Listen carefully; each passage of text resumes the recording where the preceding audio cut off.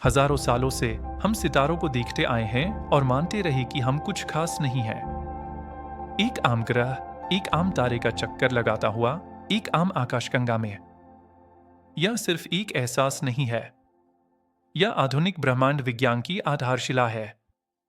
हम इसे कॉस्मिकोलॉजिकल प्रिंसिपल या ब्रह्मांडीय सिद्धांत कहते हैं।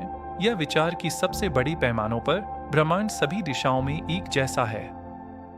यह एक समान है, यह समदैशिक है। इसका कोई केंद्र नहीं है, कोई किनारा नहीं, और बिल्कुल कोई विशिष्ट दिशा नहीं। यह एक अकेली सरल धारणा हमारे ब्रह्मांड की पूरी समझ का आधार है।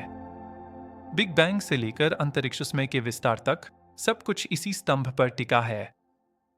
और फिर हमने सबसे पहली रोशनी को देखा। यह है कॉस्मिक माइक्रोवेव बैकग्राउंड। यह वैसी रोशनी नहीं है जैसी आप देखते हैं, बल्कि यह माइक्रोवेव की एक धुंधली ठंडी चमक है जो परम शून्य से महज 2.725 डिग्री ऊपर है। यह स्वयं सृष्टि की प्रतिध्वनि है, बिग बैंग की गूंज, जो तब निकली थी जब ब्रह्मांड सिर्फ 3,80,000 साल का था। यह अब तक मापा गया सबसे उत्तम ब्लैक बॉडी स्पेक्ट्रम है, हमारे सिद्धांतों की एक शानदार पुष्टि। लेकिन जब हमारे उपकरणों ने पहले नासा के WMAP सैटेलाइट और बाद में यूरोपीय अंतरिक्ष एजेंसी के कहीं ज्यादा सटीक प्लांक ऑब्जर्वेटरी ने इस गूंज का नक्शा बनाया, तो उन्हें कुछ और मिला, कुछ अप्रत्याशित। यह नक्शा ब्रह्मांड को उसकी शैशवावस्था में दिखाता है। तापमान में यह मामूली उतार चढ़ाव, ये नीले और लाल धब्बे भविष्य की सभी संरचनाओं के बीच है। आकाशगंगाओं के बीच, हमारे बीच। हमारे मॉडल के अनुसार इन धब्बों को पूरी तरह से अनियमित होना चाहिए, पूरे आसमान में बिना किसी पैटर्न, बिना किसी क्रम, बिना किसी दिशा की स्मृति के बिखरा हुआ। लेकिन वे नहीं है। इस शोर में छिपा हुआ पूरे अवलोकनीय ब्रह्मांड में एक पैटर्न है, एक संरेखण है। इस प्राचीन प्रकाश में सबसे बड़े पैमाने के उतार चढ़ाव, जिन्हें हम निम्न स्तरीय मल्टीपोल कहते हैं, वे अनियमित नहीं है।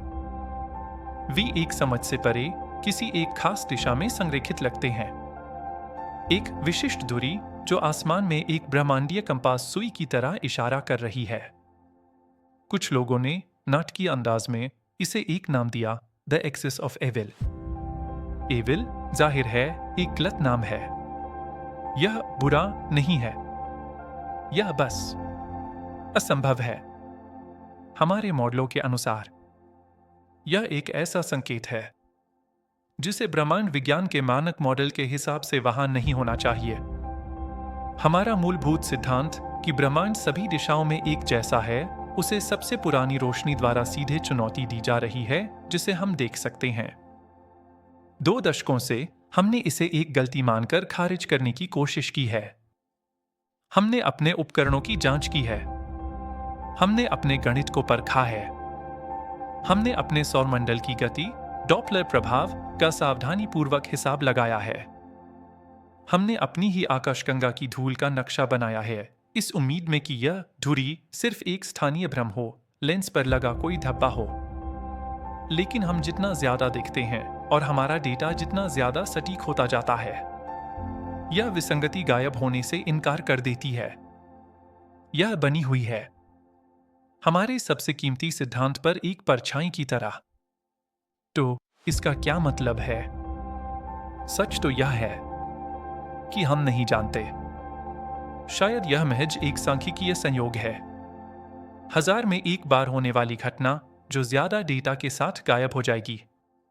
डेटा के इस ब्रह्मांड में हम महज संयोग से कुछ संरेखण खोजने के लिए बाध्य हैं। शायद यह बिग बैंग से भी पहले के समय का कोई अवशेष है, किसी पिछले ब्रह्मांड का निशान या विलक्षण भौतिकी का सबूत, जैसे कॉस्मिक स्ट्रिंग्स या किसी मल्टीवर्स का रिसाव। या इसका मतलब कुछ और भी क्रांतिकारी हो सकता है। इसका मतलब यह हो सकता है कि ब्रह्मांडीय सिद्धांत गलत है। इसका मतलब यह हो सकता है कि ब्रह्मांड असमदैशिक है, कि इसकी वास्तव में एक विशिष्ट दिशा है, कि स्पेस टाइम का ताना बाना ही किसी तरह संरेखित है। अगर यह सच है, तो ब्रह्मांड का हमारा मॉडल सिर्फ अधूरा नहीं है, यह मूल रूप से त्रुटिपूर्ण है। हम वैज्ञानिक हैं, हम डेटा का अनुसरण करते हैं, और डेटा हमें यहां ले आया है एक ऐसे विचार के किनारे पर जिसे समझने के लिए हम अभी तक तैयार नहीं हैं। हम सबसे बुनियादी सवाल का सामना करने के लिए मजबूर हैं। क्या हम वाकई अपने ब्रह्मांड के आकार को समझते हैं, या फिर हम इसे हमेशा से एक गलत दिशा से देखते आ रहे हैं?